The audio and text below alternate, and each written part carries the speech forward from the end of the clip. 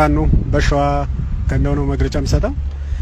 ይሄም ማለት ምንድነው? ዛሬ ከ30 ደቂቃ በፊት ወሎ ላይ በምስራቅ አማራ ምሬ ላይ መከላከያ ከበባ አድርጓል።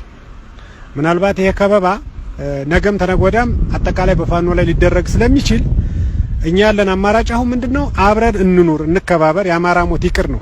ከዚህ በኋላ ግን ከፌዴራል መንግስትም ይሁን ከኦሮሚያም ይሁን ከተለያየ አቅጣጫ አማራ ላይ ያለው ጥላቻ እስካሁን ድረስ እየቀጠለ ነው።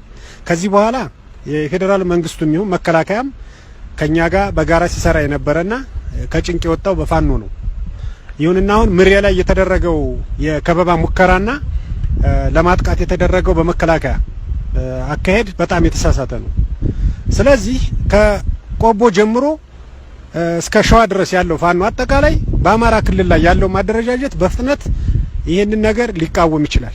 ምናልባት ከዚህ በኋላ የሚጠብቀን ሞት ነው። ማንኛችንም ከዚህ በኋላ በፋኖ ላይ የሚደረገውን ጥቃት ለመከላከል እንደ ሸዋ አጠቃላይ ምንም አይነት ርህራሄ የለንም። ስለዚህ በእምሬ ላይ የተደረገውን ከበባ መከላከያ በአግባብ መጠየቅና ማናገር ያለበት ነገር ካለ በሽማግሌዎች አናግር እንጂ ከበባ አድርጎ እርምጃ ወስዳለሁ ካለ ቀጥታኛ ማንንም ከዚህ በኋላ አንለማመጥም፣ ማንንም ደግሞ ይሁንታ አንፈልግም። ስለዚህ እኛ እንደ ሸዋ አጠቃላይ ከዚህ ሳምንት በፊትም ቆቦ ላይ ነበርን።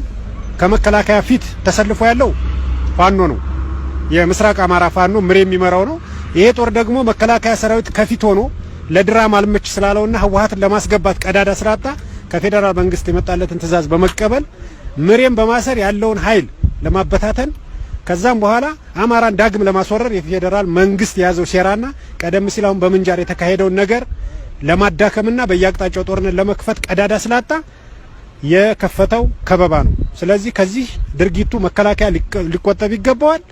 ዳግም ከዚህ በኋላኛ ከማንም ጋር ልምምጥም የለም። የታጠቁትም የታጠቅነው በሰዓት ነው ሁላችንም።